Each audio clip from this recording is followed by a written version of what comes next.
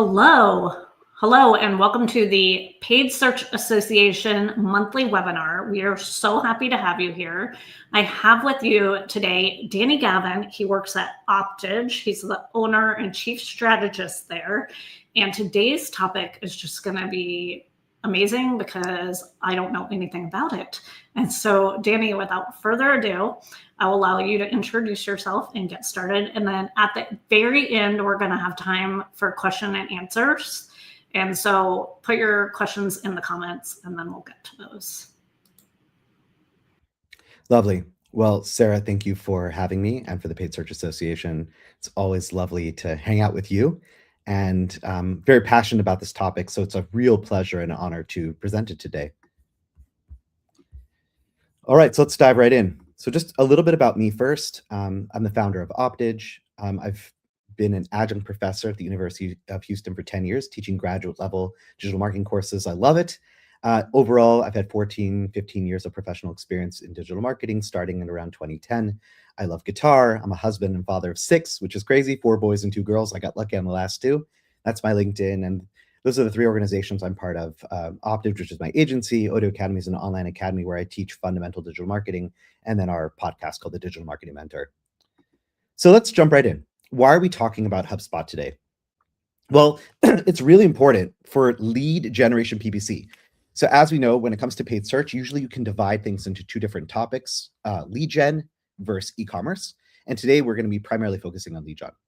And why is this? So most marketers, most PPCers, and I don't want to say all, but there's a lot of them who track leads, right? They measure when they send traffic to a site, they measure form fills, downloads, signups. They celebrate when the lead volume goes up, but leads don't pay the bills. The best PPCers are the ones that track customers and revenue. They want to look at what happens to those leads after they come in, which ones are actually qualified, which ones actually are the deals closed, where would you get actual revenue? So they're optimizing the campaigns based on the final result, right, which is the customer acquisition, not the lead volume. So why is this so difficult? Why can't everyone just do it? Because at first glance, when you've got multiple different systems, you're really flying blind in an attribution black hole. You've got your Google Ads on one end, when you're asking questions, which keywords are actually driving the actual sales? Are we spending money on the wrong campaigns? We have our website, and then we've got our CRM all the way on the other side, where, is the data in the CRM itself accurate? Are we targeting the right audience? And all these things are sort of disconnected. We've got data here, data there, and it's hard to connect all together to see that perfect picture. So it's easier for your average PPCer to just look at Google Ads, track the leads, and report on that and say what we're doing. And hopefully you're tracking leads, because we know some people don't even set up conversions and just do clicks and traffic, but we're not going to talk about that today.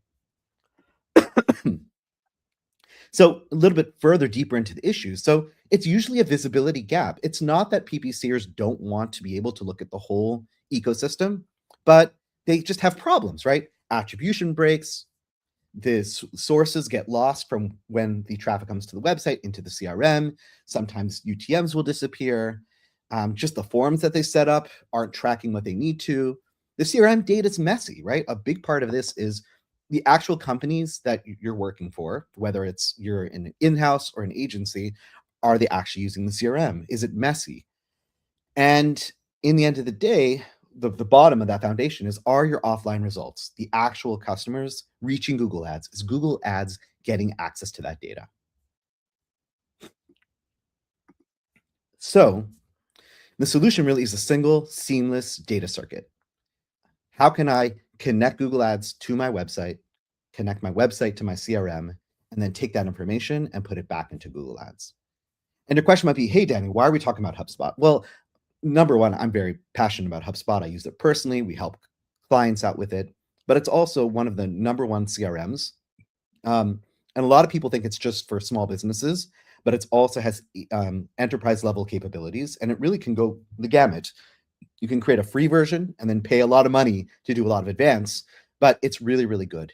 And so today we're going to focus on this. A lot of this may apply to other CRMs. So I am going to have specific things about HubSpot itself, but you can also take a lot of what you're learning and apply to any CRM that you're using. All right. So today's goal is I want to show you how HubSpot and Google Ads reveal the entire journey by connecting them together. And we really want to see that someone clicks on the ad, they fill out the form, or they make a phone call, their information goes into the CRM, the team is qualifying whether that's a good lead or not, and then over time that becomes closed revenue. And then we take that information and we stick it back into Google Ads so that Google Ads can now bid smarter, you can optimize better, focus on the right type of traffic, not just traffic that seems to be bringing a lot of leads. All right, so the first stage is connect, building reliable Google Ads HubSpot integration. So some of this might be pretty basic, but I want you to see it because maybe you've never seen HubSpot before. So I'm in HubSpot. On the left-hand side, you've got an area called marketing, and in there you can see there's a section called ads. This is where you would hit get started with ads. At this point, you can connect your ad account. So today we're going to be focusing on Google Ads, but technically you can connect your Facebook ads and your LinkedIn ads as well. You would click on Google Ads and then connect the account. Once you connect it together, what this really allows you to see is pretty cool, right? You get to see all your different campaigns inside, and then obviously it's pulling the platform data, impressions, clicks, but then you're seeing the data on the HubSpot side. How many contacts were created from this campaign? In this client, an agent is like a customer. They call them an agent. So you can see, wow, that we had 7 agents that actually final customers that came along. You could see your cost per contact. If you have a revenue number available, you could have that as well. But it's basically like looking into your Google Ads dashboard, but now having your customer data in it as well. And then you've got some like nice high level metrics here, impressions to clicks to contacts to deals and how much you spend. So we're going to spend a little bit more time on this dashboard and see how it works. It definitely has limitations. It's not the best thing in the world, but it just gives you an idea of once you connect your 2 platforms, this is what this is the possibility that you have. Now, that's step 1 in connecting HubSpot to Google Ads. Now, when you connect, what actually happens is then HubSpot will automatically add special tracking code, UTM parameters, inside your Google Ads account into the tracking template. And I'm going to show you what that is. But before I show you technically how that works, let's just see in general, like what are the UTMs? What are the parameters that are being passed? So the parameters that HubSpot is automatically going to add to your Google Ads account are your basic UTMs that we're all familiar with, source, medium, campaign, term. And then there's like these special HubSpot parameters that are taking the data from the Google Ads account, but then putting it into their own area. So for example, this would be your HubSpot account ID, but your campaign ID, the ad set ID, the ad ID, things like that. Now, I think all my really close PPC friends, you're going to be like, oh my gosh, Danny, why the heck does it say AdWords? Wasn't that dead like 15 years ago? Yes, it was. I do not know why by default HubSpot still uses AdWords as the source, but you can go in and update it and change it. So don't worry. It wasn't me putting AdWords. So what happens now is when you connect it to accounts, it automatically adds this tracking template. So I don't know how many of you are familiar, but if you can add tracking templates at the campaign, ad group, and even I think keyword level, and it will automatically add it at the account level. All those UTMs that you saw before will show up here. And the way it works is there's the LP URL, which basically says that this is the destination URL where your ad is going. And then we have all of the parameters at the end. And that's it. That's really what it is. Now, this can get a little bit complicated when you have other parameters already in there. And I'm just going to show you an example of kind of how to deal with it. So this is the basic way. Then an alternative would be that instead of using the tracking template, you could use the final URL suffix and put all your parameters there. At that point, you would take away that little LP URL at the top and you would just have the parameters. And remember, parameters string together with an ampersand sign. And the reason why I would do this is sometimes we're using third-party tools. Like here at Optidge, we use ClickSees, which is a special software that helps us block bot traffic on our Google Ads accounts. So for ClickSees to work, it basically when someone clicks on the ad, it takes them to ClickSees first, really, really quickly, instantaneously, and then redirects them to the actual destination URL. In order for this to work, you have to put ClickSees tracking template in there, and you can see that it's a separate URL. So now what do you do with your HubSpot parameters and your regular Google UTM and parameters, you would then just come along and put them into the final URL suffix. So this is just important to understand. Sometimes when you just connect HubSpot, you might have stuff that's already in here, and you might have to go in and update it so that it actually is set up correctly. Now, when you set up HubSpot to Google Ads, and both connecting it and then also with the tracking template, so this is what you actually get to see in the account, which is really cool. So what we're looking at right now is the ad activity on a contact record. So I can see that this happens to be a new contact. This contact was created from paid search from this campaign. It's giving the campaign ID. Right away, it's giving your ad activity. Oh, it tells me who the campaign is, the ad account, the ad group, and the keyword. It happens to be here that they clicked on a branded campaign twice, and then they did a form submission. So you can actually see in a simplistic way, what was the ad that they interacted with, the data that's there, and then did they actually complete the step that you wanted to? And this would happen based on the setup that we just did before.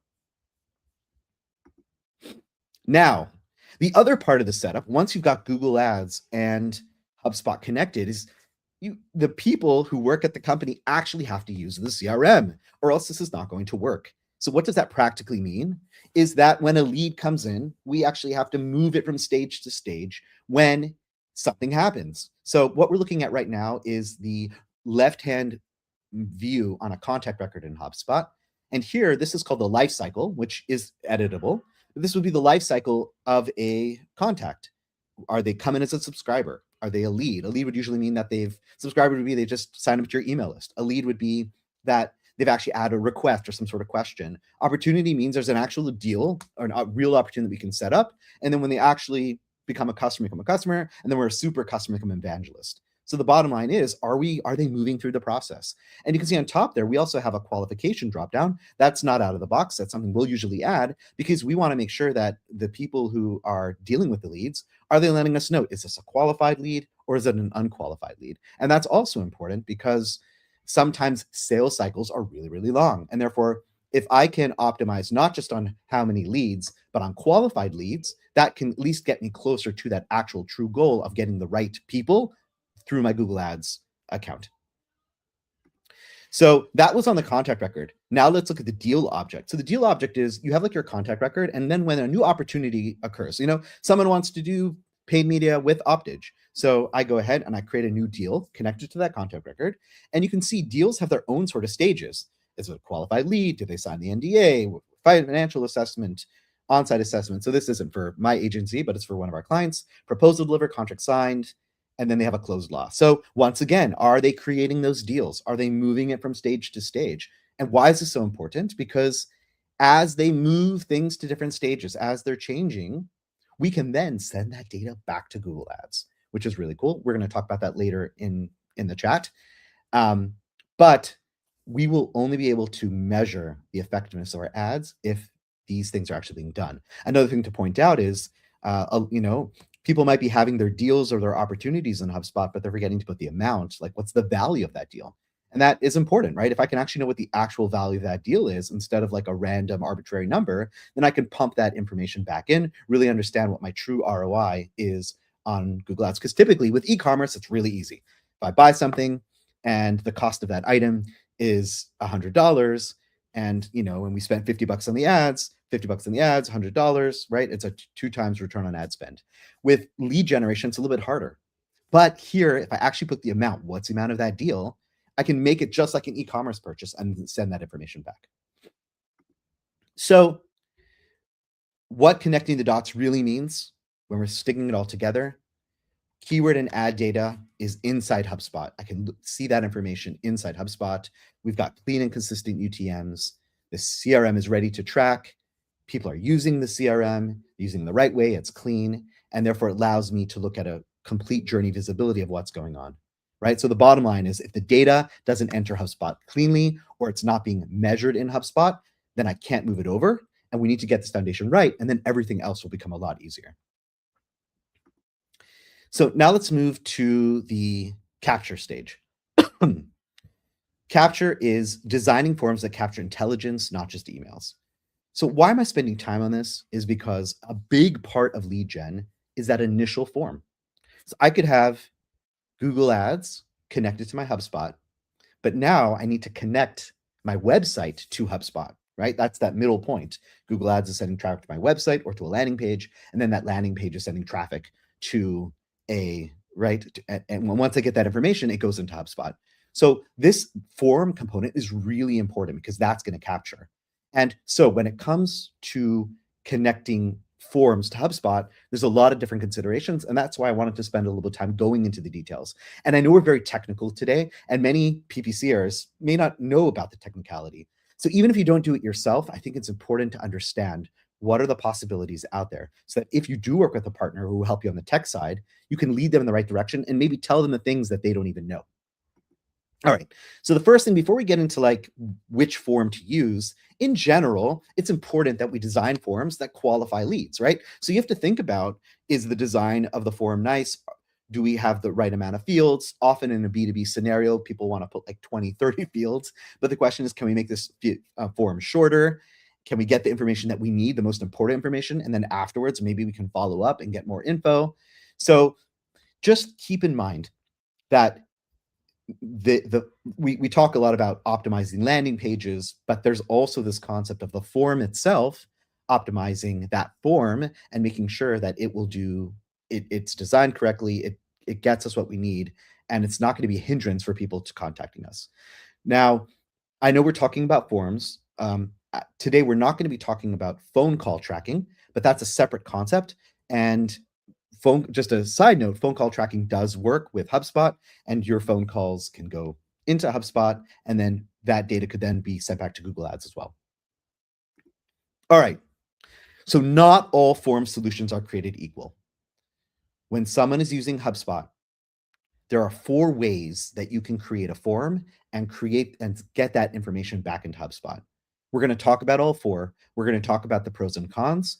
There is no perfect scenario, but it's important to know what the pros and cons are, and therefore you can make the best decision for what you do. What we're going to be covering are the native HubSpot forms, CMS forms, like a Gravity form, which we'll talk about, using a Zapier or a third-party capture tool, meaning you're using whatever form you are, but then using sort of a middleware to connect that form to HubSpot.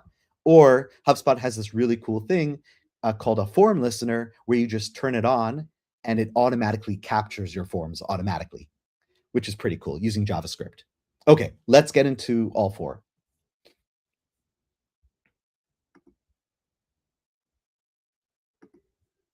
Okay, so the first one is HubSpot native forms. What this literally means is, as you can see in that picture, a little bit AI, but you get the point, is that you build the form in HubSpot itself, and then you can embed that form on your landing page, or you could potentially use HubSpot's landing pages. Now, why are these so good? Is because, number one, there's an accuracy to the attribution. It will automatically capture the landing URL, meaning that when someone lands on the page and there's all that information in the URL, it will automatically capture it, and it will segment most UTM parameters, and will automatically capture the GCL ID or Facebook click ID, which those are really important. That is basically the click ID, and that will later connect the individual back to the ad and the campaign and the keyword that they clicked on. So it's doing that information that you need to later connect back to Google Ads. It's automatically pulling most of it, right? It's similar with the second bullet point. It's similar. Another cool part is, if you already have information about an individual, it can show that data already in the form, or actually, let me clarify. If someone has filled out a form in the past, it will keep track of what they filled in, and therefore they don't have to fill it in again, which is kind of cool. And you can embed it directly into your CRM. When someone fills out that form, there's 0 latency between filling out that form and going to HubSpot. It's as if you're putting it directly into HubSpot. What's the biggest cons? There are styling limitations, meaning depending on what track of HubSpot you're at, because HubSpot has 3 features. They've got free, starter package, premium, pro, and then enterprise. And then depending where you're at is how much you can customize the form. And then if you aren't really good with CSS, there might be issues. So yeah, so one downside would be is that if you're very particular on your design, I have certain clients who, just because of the design, they're saying, okay, I'm not going to use it. Another thing you have to keep in mind is, if you're just using the native form, if you want to automatically capture, if you're running a Microsoft Ads campaign, or you have different UTMs, it won't necessarily automatically capture that and put it into the right place in HubSpot. With a Google Click ID and a Facebook Click ID, it will. With Microsoft, it won't. We should talk to Nava about speaking to HubSpot to get that to happen. I think they should. But outside of that, yeah, so you have to do some other things in order to do that. But overall, it's a really, really good option. And as you'll see, I recommend it being the #1 option when you're using HubSpot and Google Ads. Sorry with my coughing, a little under the weather. All right. Yeah, and then, so then let's just see, so then what does the information look like into HubSpot itself? You can see like this, I showed you before, this concept of within the actual contact record, you see the information. I can see that the Google ad click ID was automatically captured. It automatically is put there, which is awesome. And then this is the sort of information that you'll get. You don't get UTMs, like there's no like UTM source field, UTM medium field, but rather HubSpot has their own sort of setup, which would be like they've got the traffic source, which would be sort of your UTM source. Then they've got your campaign, which is drill down 1. And then they've got your keyword, which would be UTM term, drill down 2. And they do original traffic source, which means the first thing that brought the person there. And then latest would be the latest thing. So let's say they clicked on a Google ad today, and then next week they clicked on another Google ad. We might have certain information here, and this latest would change. A caveat and a side note is that because this latest traffic source information changes each time, there are some limitations with the tracking. So we're not going to get into it, but there's custom ways to set up that any sort of latest traffic info, you could create a separate object in HubSpot and save that data. That's really more of an advanced perspective, but in a simplistic way, as soon as a Google ad, someone clicks on a Google ad, it's going to capture that Google ad click ID, and it's going to have this information, and then you're able to use that. All right, now let's get into the second option. So Gravity Forms. Why do I talk about Gravity Forms? There's a lot of people, most websites are Shopify or WordPress. Obviously, there's other ones, but in WordPress, I highly suggest Gravity Forms. It's a really good form builder, and it's really flexible. So what you would do is you would build your forms using Gravity Forms, and in Gravity Forms itself, there's a special add-on that says HubSpot, so that you can connect anytime someone fills in a Gravity form, that information automatically gets pushed into HubSpot using their like HubSpot API add-on. So this would be a good setup if you have a HubSpot scenario, but let's see what the pros and the cons are. Once again, attribution accuracy is cool because Gravity Forms allows you to automatically grab the UTMs and to stick them into hidden fields on your form. It gives you a lot of design control. It's very developer friendly, and it allows your great UX on CMS sites.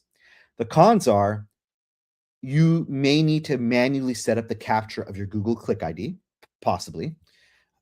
The biggest issue is this #2, is that it only allows you to map fields to a contact record inside of HubSpot. Now, if that's all you need to do, then you're fine. But let's say you needed to map some of these fields to a deal record or to some sort of custom object that you have. Or imagine you had a custom object in HubSpot called the meetings record, and you wanted the information to go into, you can't do it. It's kind of annoying. It only lets you do contacts. Obviously, you have to manually go in and match the Gravity Form field to the field in HubSpot. And if you don't have the field in HubSpot, you need to create it and then match those together. And I have seen scenarios where when the Gravity Form is pushing the data into HubSpot, sometimes there could be an API issue and the lead doesn't go in. So in these scenarios, what we kind of set up is that an email notification from Gravity Forms goes out to the to the sales team, and therefore they have an extra eye on it, and they can double check that, okay, I've got a form here, but I don't see it in HubSpot. So it's kind of annoying, I know, but I would say that uptime where it's working is usually 99% of the time, or let's say 98, 97, but there are some times that things go through and you just have to be aware with that.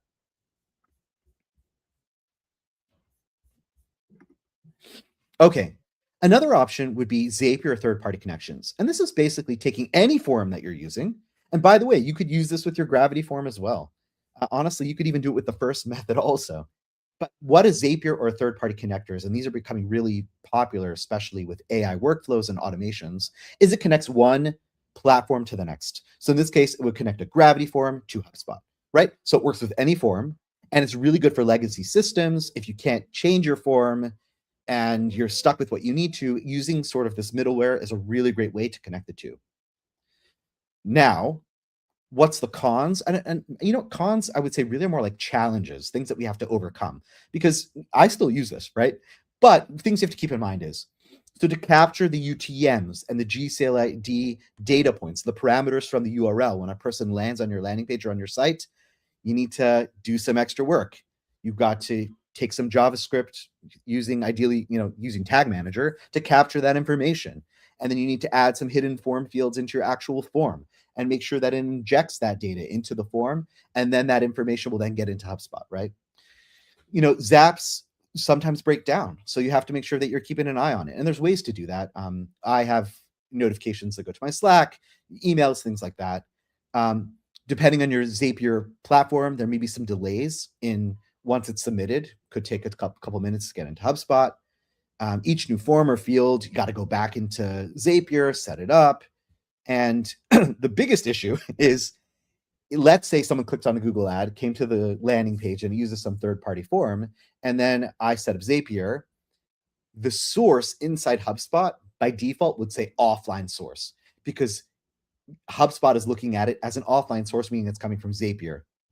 You need to make sure that you set up that I pass the information and actually tell HubSpot, no, this is not an offline source. It's actually a paid search lead, and that's what the source is. But if you don't think about that, you don't set up correctly, you could end up with that sort of data.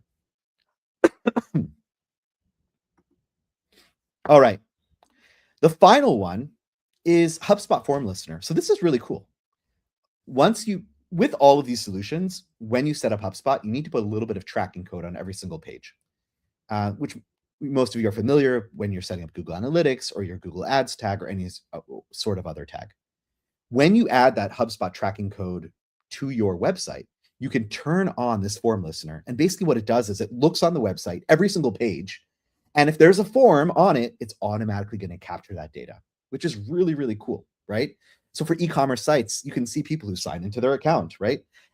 For people fill in a questionnaire or anything like that. Doesn't require any dev work, and it automatically detects submissions.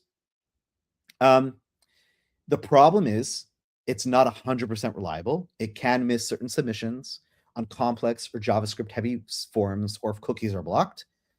And then once it automatically picks up the form, all it does is then brings it into HubSpot in sort of like a no man's land.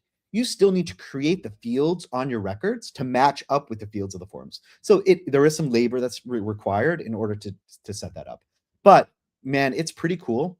It's a pretty cool backup. It's a pretty cool thing. And a lot of people use it, right? Like the fact that it may miss submissions for some people, it's okay.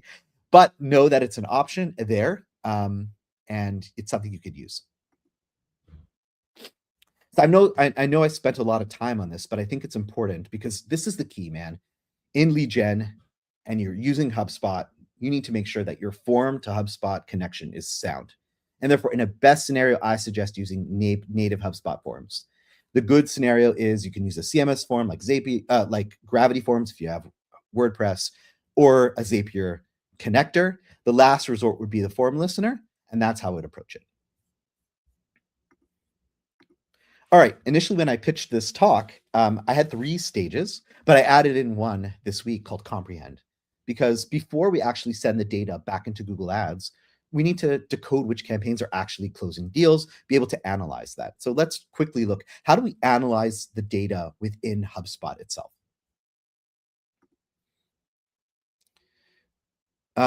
Yes, and in the end of the day, the reason why this is important is because we know that we live in a world of multi-touch attribution. Usually people don't click on one thing and then convert.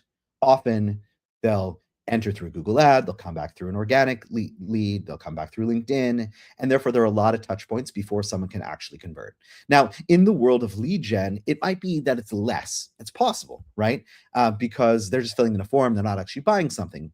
You could argue that, but in general, that's the point. So therefore, when I'm going into my CRM, when I'm going into HubSpot, I need to be, and I'm a PPCer, and remember, we're talking about Google Ads. I want to be able to see, how did Google Ads affect my contacts that are in here, the deals that I'm doing, and understanding that Google may be the first thing that got them there.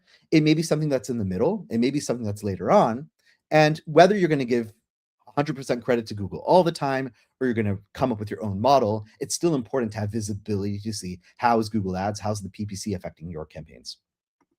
So going back to our dashboard, which I showed you earlier, obviously this is going to be the first way. This, I would say, you're coming in and you're looking at from a Google Ads perspective first. There are some limitations. You can only look at attribution port one at a time. So let me just quickly go to the next slide. I might come back. Actually, sorry, I think I had it on a different slide, and then I'm going to come back. But here, so this dashboard that you have, you can look in a couple perspectives. You can look at the first ad interaction. So that would be, when was Google Ads the first thing that got them there? The last thing before they became a contact. Re-engagement means once they already became a contact, they already filled out a form, did they interact with Google Ads afterwards, right? And then all ads interactions would be any time that they've acted upon Google Ads. So this is really good. Note that even with these different reports, we have seen sometimes that certain contacts, certain people who filled out forms can sometimes be missing on this report. And therefore, in general, when we're reporting to clients, we don't rely on this, but this is a general good dashboard to look at, and a high level. Clients like to look at this dashboard, and it could be really helpful. Another thing that's cool, by the way, is you can also create audiences using your HubSpot data when this connection is set up.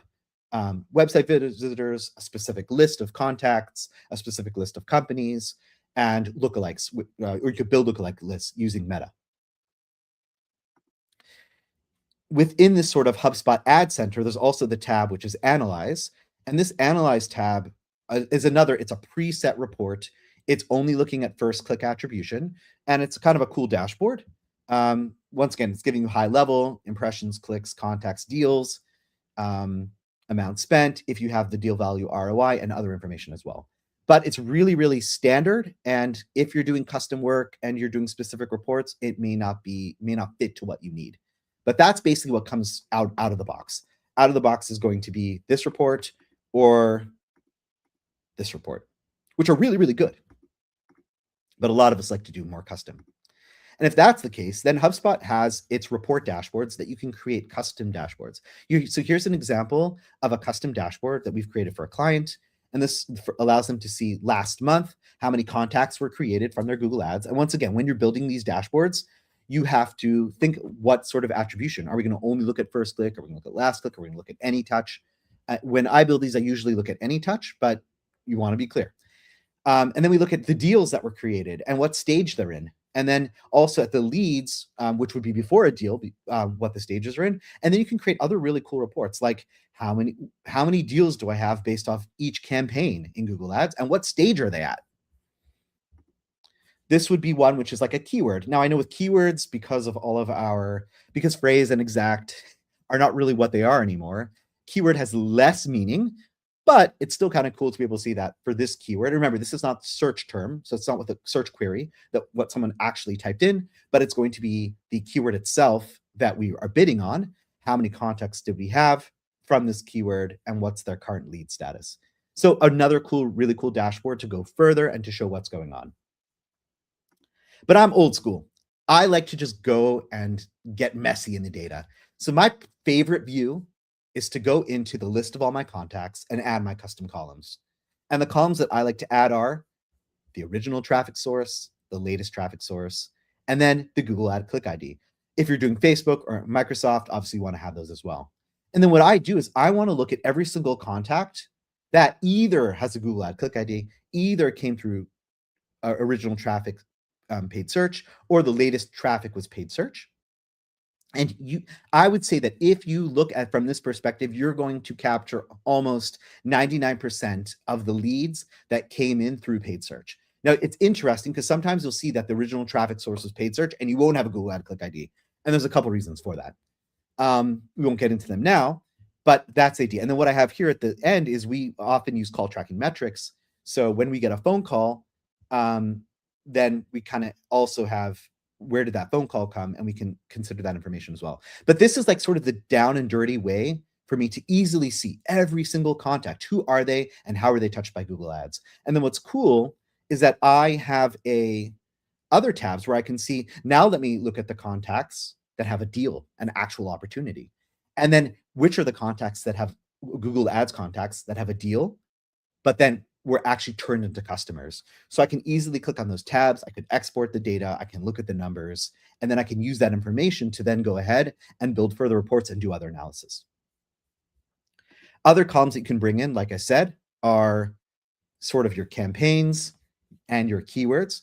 Now, once again, through custom coding and through different things, you can pull in actual UTM data and have that show up as well, but it's not something that necessarily comes out of the box, and therefore you need to do extra things to have perfect columns that will say source, medium, campaign, and any other data points or parameters that you would typically pull from Google Ads.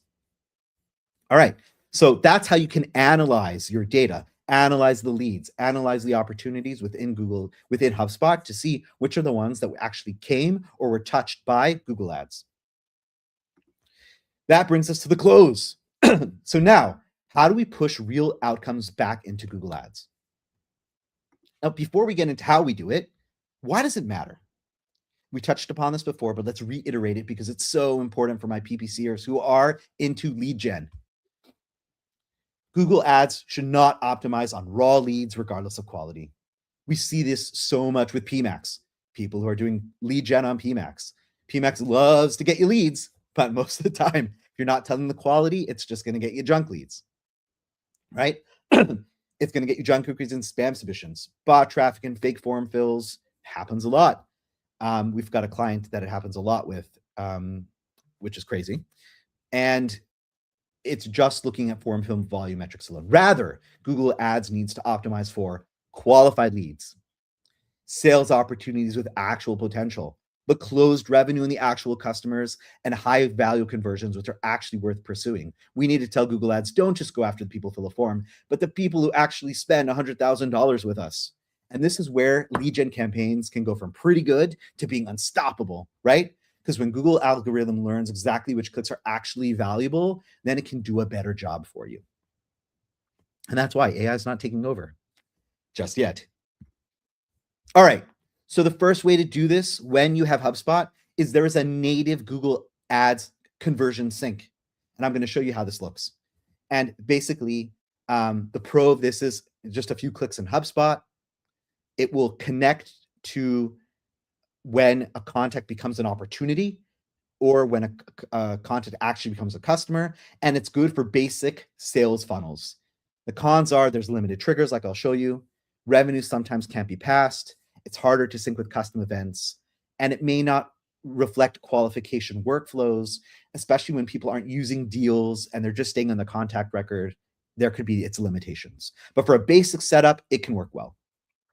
And the way that this native section works is back in our little ads dashboard, there's something called events. I created an event, and you can see here, this is when a person actually became a patient. Someone actually became a qualified lead. And the way we set this up is you choose your ad network, you choose the ad account, you go ahead and the trigger that you have would either be a lifestyle stage event or a form submission. And you can see this is for the contact record, depending on what stage they can, or depending on what stage they hit, then we can send that as a conversion back to Google Ads. You can use the deal amount, use a custom value, or you could do it based off of a form submission.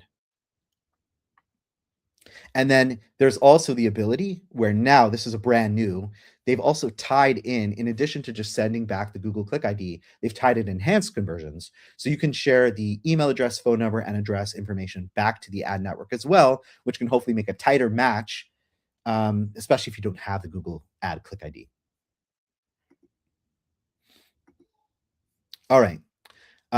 Yeah, this is what I just said about enhanced conversions. And therefore, now we can kill two birds with one stone, sending back that Google Click ID or sending back that information of that customer. And then hopefully Google or Meta can connect the email and the phone number to that person who clicked through. The other way of doing this is an advanced approach is using something like Zapier, obviously Zapier, where you can do a custom setup, and this is way more flexible. Basically, here's an example. You can use any trigger, any sort of change or event that happens in HubSpot. Now I can automatically go and send that information into Google Ads. And here's an example of what I'm sending back. I've got that Google Click ID. Remember, that's captured automatically by HubSpot if I'm using their native form. And sending it back in, I can add a value, a timestamp, and which conversion am I connecting it to within Google Ads, and therefore sending it back in. You can do enhanced conversions through this process as well. I just don't have a screenshot for it. So basically what you end up having now is when I'm sending my data back into Google Ads, I'm able to tell Google who's qualified and who's a customer. So you can see in this specific account, we have multiple conversion actions, and each conversion action is a different stage of their life cycle. Are they a consult, communication, qualified, right? Are they qualified be first, right? And then moving through, are they booked, right? They booked an appointment, but did they actually show up, right? And then they become a client. So we can send this information back in. And then, so that's on a basic level. So basic level, you could just tell Google, hey, who are customers? But at a more advanced level is with each stage, we can then add a value. So meaning something that's just a lead, and these are more like arbitrary values, but this is adding values, conversion values to conversion events can help Google understand how to optimize. So you could see that a lead at the beginning is just worth $450, but an actual client is worth $9,500. So this will allow you to then use automated bidding strategies like target ROAS, where we're looking at a return on ad spend, where Google is doing a job to create the most revenue possible. And now that you've added values, then you can do that.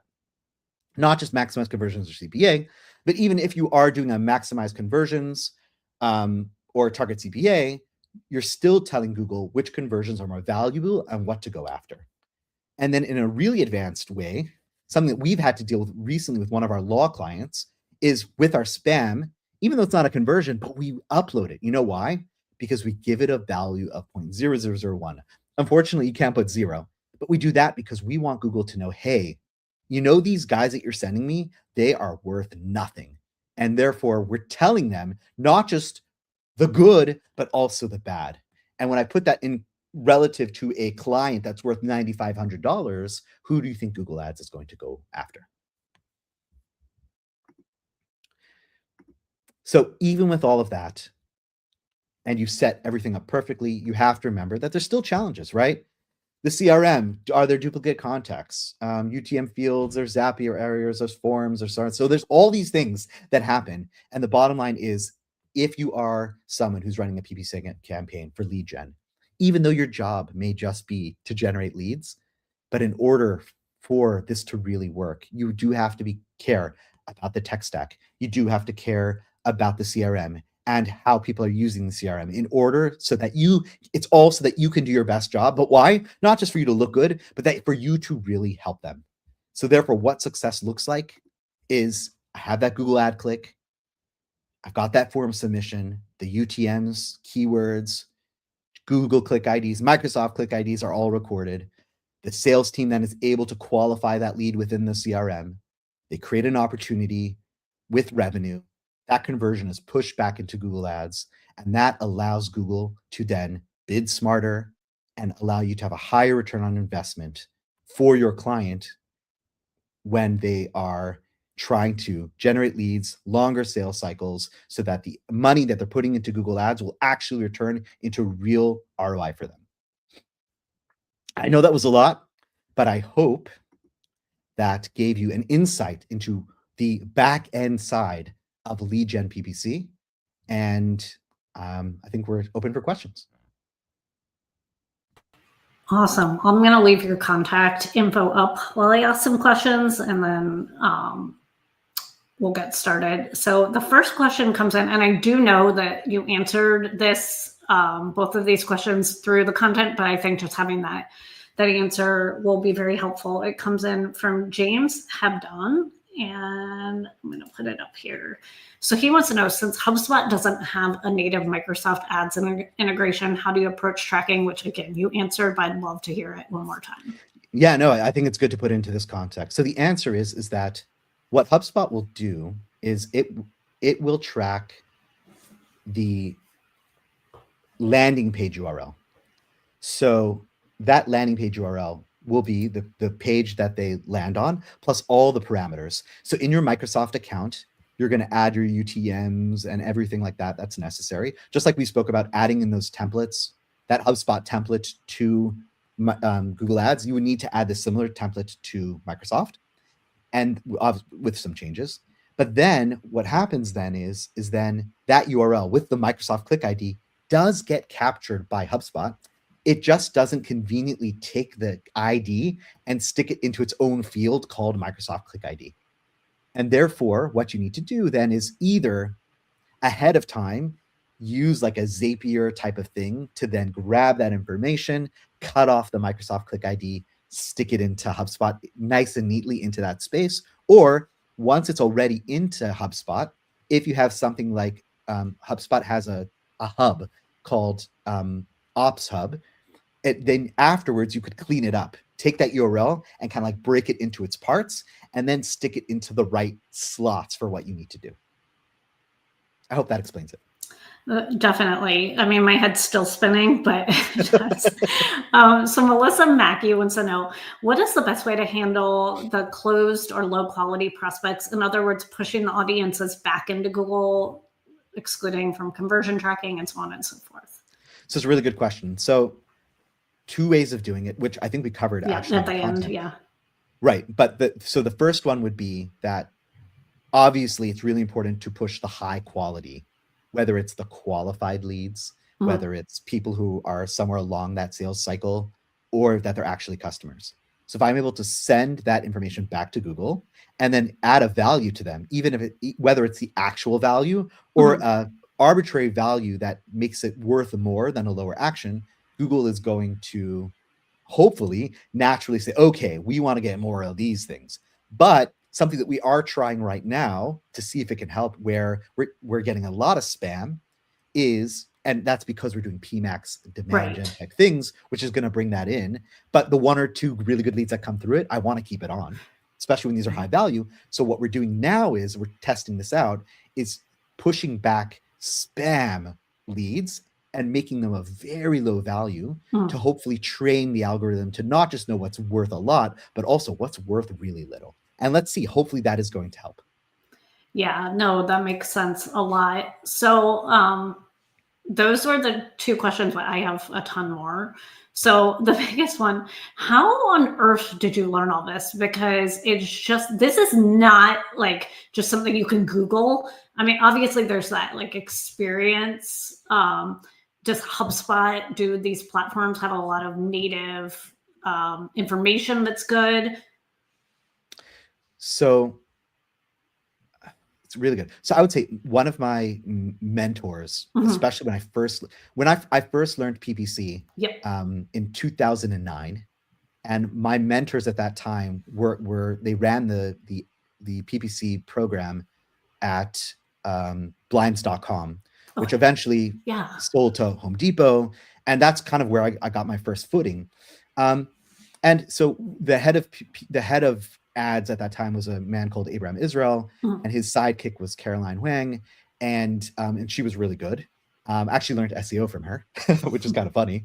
And the bottom line was that Avrami was always, or Abraham, he was one who really opened up my eyes to the idea of, even early those days, of how do we combine that end quality back to it. And therefore, the need for that just started to increase. So the more clients that we had in the lead generation space, we realized that we have to come up with these systems. So what we actually did, Sarah, was in the beginning, we were just using spreadsheets. And a lot of this that you're seeing through with HubSpot, we're using spreadsheets, and you can do a lot with spreadsheets, but spreadsheets get to a point where they're overwhelming. And therefore, ideally at a point, a company grows out of the spreadsheet and we need to go into a CRM. So a lot of this is trial and error experience. And sadly, if you just go to HubSpot itself, it's going to give you very basic information. So you might think, so like, for example, a good example would be, if we look back at the presentation, they'll be like, go to that ads dashboard that they have, But that ads dashboard, like I said, sometimes doesn't include all the ads. And therefore that concept of going to the list of contacts, adding some custom columns and adding, that is a very custom thing that I figured out. So it's really, with a lot of these things, it's experience, trial and error and learning where it's at. So that brings me to sort of my other part of this question. So there's a lot of talk in Google Ads right now, right? Where they're sort of, I'm using my hands, this big was how much we could optimize, and it's becoming this big. But I'm feeling like the HubSpot and the clean data is becoming this big. If you had a certain number of hours, would you say that it's more advantageous at this point in time, if you had to choose, to optimize this back half or the Google Ads half? Ooh. Whatever. I see how you knew it would be hard for me. Yeah. So I'm gonna go a 50-50, right? Okay. In a world of PMAX and demand gen, correct, obviously there's ways to optimize those guys. Yeah. But it's not, there are levels of optimization that require less. Mm-hmm.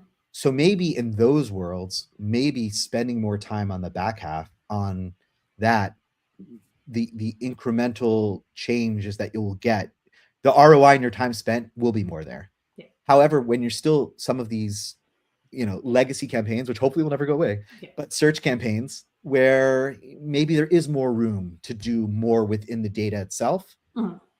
I still think there's a lot of value spending time in there, but then obviously there's going to be that value in the back end as well. So I think, so we'll see, right? Like as automation is changing, the less, I'm not saying less visibility, but less triggers that we have to switch, then yes, we want to spend more time in the areas where we can switch. So that's kind of how I would present it. Okay. So then, like, this is the time that I want you to sort of talk to your ideal client here, right? The perfect person that walks into your agency. So we live in Google Ads where we scream all day, every day about having perfect conversion tracking. And we know that clients come in and they haven't lived in our world. What do you think is stopping them? Do you think it's that we haven't screamed loud enough, or that like everything you just presented today is really scary? Like, what do you think that sort of gap is, and how do you fill that for them when they come in sort of off the street and they need this help? Ooh, so, I mean, I think there's a couple different ways to look at it.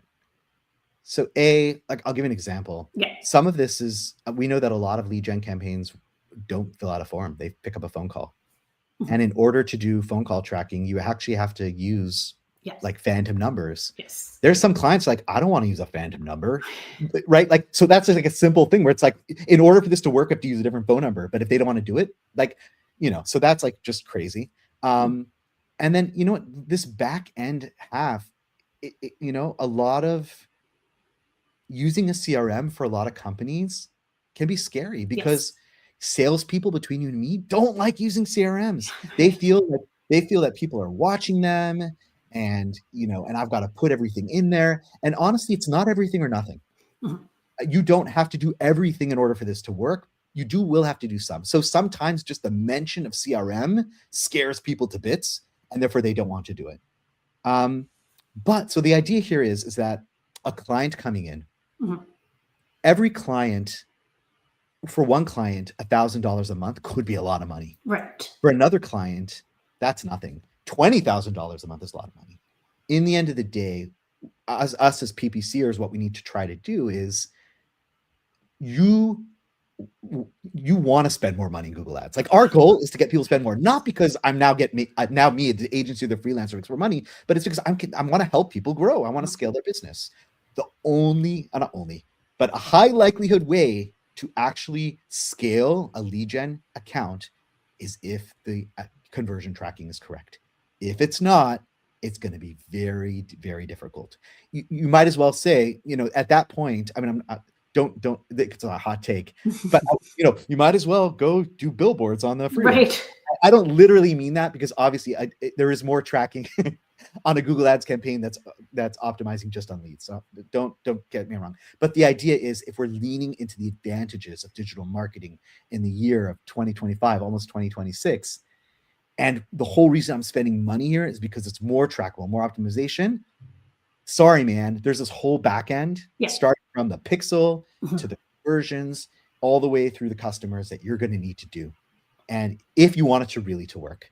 And that's really, and I think it just depends. And so I think we got to educate a little bit more and present what the scenario is.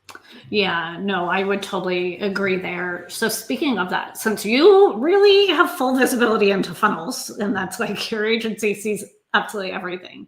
If you were to say where, and this is collectively across your lead gen clients, where you are seeing the drop off, do you feel like it would be Google, landing page, the CRM, or the sales team? And again, that's asking you to kind of look very broadly. Ooh, yeah. I think the answer is that there could be drop-offs in each area. Yeah, right, agreed. So it's difficult to say one area, but you know what's beautiful is, once again, Sarah, the people say, oh my God, the days of optimizing Google Ads are dead, right? What you just mentioned, 5 or 6 optimizations that I could do. 100%.